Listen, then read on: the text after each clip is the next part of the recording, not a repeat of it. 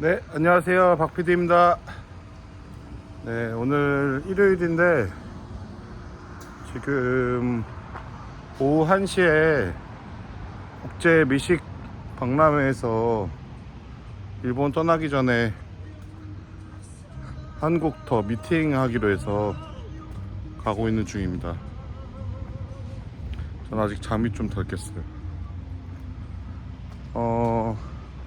어제 저녁 좀 늦게 여기 전라남도 생산자협동조합에 정의원 본부장님 서울에서 여기 결혼식 때문에 내려오셔가지고 저녁에 생협에서 소주 한잔 했거든요. 소주 한잔 하면서 또 본부장님과 대화 중에 정말 중요한 이야기를 좀 해서 또 일어나서 영상을 바로 킵니다.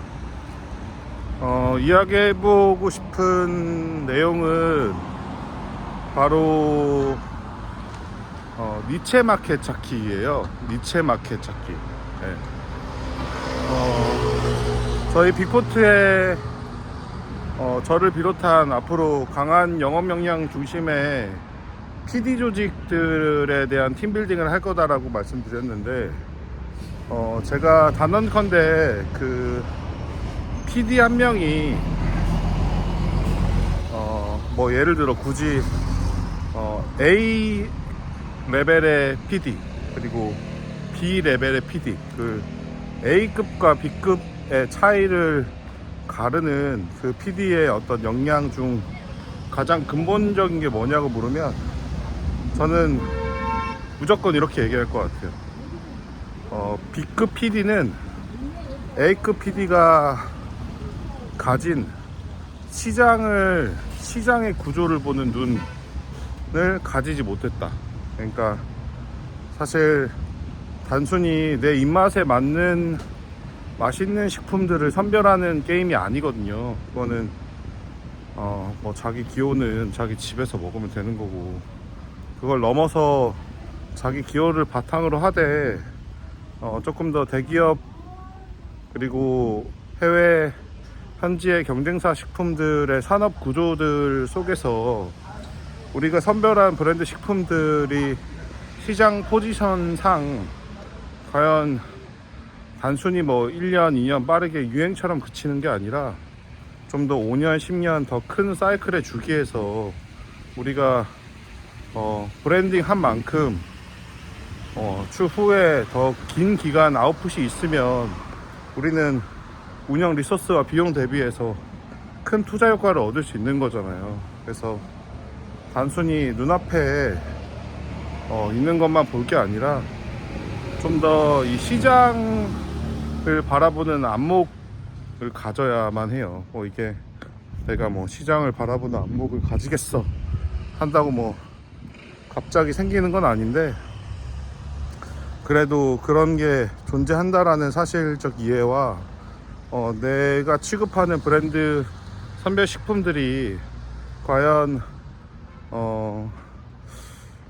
대기업과의 경쟁 상태 속에서 어떤 경쟁력이 있는 어느 정도 사이즈의 니체 마켓인지 이해가 필요해요. 그러니까 그 니체 마켓 시장 정도 수준에 잘 우리 식품을 위치시키는 게 되게 중요합니다. 예시를 들면 이런 거예요. 제가 이제 와디지에서 PD 생활하면서 이제 스포츠 레저 팀이 있었는데, 제가 주로 이제 생활 스포츠 쪽 카테고리들을 많이 담당했어요. 근데 이제 생활 스포츠라고 하면 뭐 요새 유행처럼 많이 번지고 있는 러닝, 수영, 골프, 테니스, 사이클, 이런 종목들이 있잖아요. 근데 거기서 이제 제가 시장의 어떤 그러니까 와디즈라는 플랫폼에 그때 당시에 이제 연간 매출 규모가 와디즈 펀딩이 한 3천억에서 4천억 정도 되는 매출 규모의 플랫폼이었단 말이에요. 근데 이제 신기하게 아랫단에서 영업을 생활스포츠 이제 아랫단에서 여러 관계자들을 만나는데 뭐 예를 들어 골프 같은 경우에는 전체 산업의 규모가 6조가 넘어가요. 예. 그러니까 조단이란 말이에요. 그러니까 어떤 골프 특정 뭐 브랜드 클럽 브랜드들을 만나고 패션 브랜드들을 만나도 사실 그들 브랜드에서 원하는 수준만큼의 광고 홍보적인 구실을 마디지 플랫폼에서 잘 담아내기가 현실적으로 매출 구조상 어렵더라고요. 그러니까 니즈가 없는 거죠, 한마디로. 네. 뭐 그렇다고 뭐 아예 안 하진 않았는데 현실적으로 좀 어려움이 있다라는 거를 영업하면서 느꼈고, 그래서 제가 찾은 시장이 바로 로드 자전거 시장이에요. 로드 자전거. 딱 시장 조사 해보니까 로드 자전거가 뭐 MTB 포함해서 한 연간 딱 3천억에서 4천억 정도 되는 시장 규모였고, 당시에 또 로드 자전거들을 활용한 그 천호의 자전거 거리가 있었는데 거기에서 어떤 커뮤니티가 형성되어 있고 또 국내와 해외 투어를 넘어가고 하는 이런 서비스 형태들이 이루어지는 것들을 보고 로드 자전거 시장을 전략적으로 좀 공략을 해봤단 말이에요.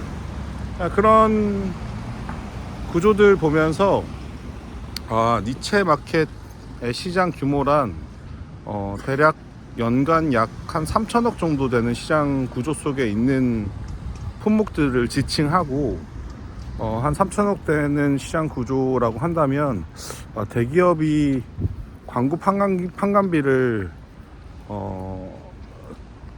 투입한 거 대비해 ROI가 잘 안 나온다. 네, 그래서 대기업도 그게 마치 트렌드라고 파악해서 진입하지만 결국은 돈이 회수가 안 되니까 사업을 철수하는 경우들이 많더라고요. 그리고 뭐 또 예시인데 반려용품 사업도 그랬어요. 한창 그 강영욱 씨 TV 나와서 반려에 대한 시장이 굉장히 빠른 속도로 급성장한 시기가 있었는데, 그때 당시에 너도 나도 F&B 사업에서 대상이라는 기업도 그렇고 이 반려식품 산업에 뛰어든 대기업들이 굉장히 많아요. 그 시기가 있었어요. 근데 막상 해보니까 반려식품이라는 게 우리나라의 어떤 반려 문화가 아직 그 정도까지 성숙되지도 않았고, 이게 비싸면 안 먹이는 거예요. 그러니까 대기업 입장에서는 돈이 안 된 거죠. 그래서 지금 제가 알기로 대다수의 대기업 식품사들에서 반려 쪽 시장에 철수한 경우들이 많고, 일부 오히려 프리미엄 형태의 반려 뭐 사료 시장들도 오히려 정말 정성을 들여서 좋은 것들 넣은 중소기업사나 혹은 소상공인, 그러니까 작은 브랜드들에서 시장을 점유하고 있는 경우들이 보이더라고요. 네, 물론 규모는 크진 않아요. 그래서 어쨌든 제가 지금 말씀드리고자 하는 거는 A급 PD와 B급 PD를 가르는 기준은 이와 같이 시장을 니체마켓과 같이 한 3천억 정도 되는 시장 규모, 즉 대기업이 진입하기에는 다소 ROI가 안 나오고, 중소기업사가 그래도 비교적 경쟁력을 갖추면서 뭐 너무 짧은 1년, 2년이 아니라 최소 5년 이상 시장의 어떤 점유율을 높여갈 수 있는 전략적인 시장 을 또 바라보고 찾는 눈, 네, 이런 것들이 존재한다. 네.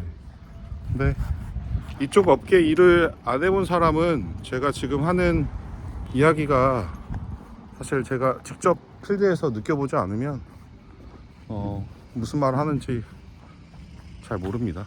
네. 그래서 가령 예를 들어 이걸 저희 지금 전남 로컬 식품 선별 브랜드사에 접목하면 저는 그 시장 중에 하나가 기능성 스낵 시장 되게 유망하게 보고 있어요. 그래서 지금 쿠키야 두부칩, 두부과자, 네. 제가 봤을 때 딱 한 3천억에서 4천억 정도 되는 시장 규모의 위치에 있는 품목인 것 같고, 이제 일본 도쿄나 좀 더 이런 친환경 기능성 스낵에 대한 시장 수요가 성숙하게 자리 잡을 시장으로 넘어가서 브랜드에 대한 인지도와 마케팅들을 포지셔닝 했을 때 충분히 뭔가 국내보다 승산을 걸어볼 수 있는 게임이라고 생각해요. 그런 곳에 베팅하는 거죠. 네, 그리고 어느 정도 시장 매출액이나 점유율 궤도 보면서 정말로 광고 투입했을 때 ROI가 기회가 왔다, 막 매출 지표가 컴파운드 곡선 이펙트부터 정말로 계속해서 증가한다, 그러면 또 그때 기회를 또 잡아야죠. 광고비 썼고 투자 받고 뭐 그런 게임입니다. 그래서 저는 보고 있어요, 그런 시장 기회들을요. 그래서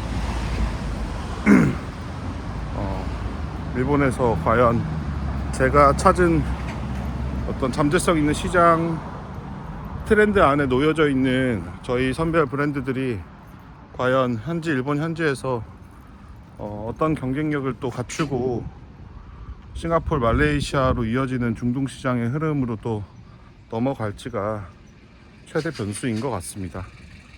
이야기가 조금 길었는데 빅보트 PD가 갖춰야 될 역량 중 니체 마켓으로서 한 3천억에서 4천억 정도 되는 시장의 구조가 그 대기업과 비교했을 때 어떤 경쟁력이 있는지들을 조금 설명해 보고 싶었어요.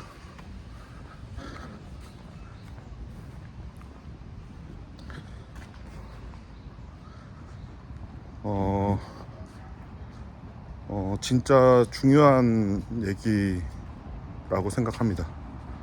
어제 문득 또 본부장님과 대화 중에 너무 중요한 얘기였는데 저도 또 잊어버릴 때가 있거든요. 그래서 어쨌든 또 본부장님 덕분에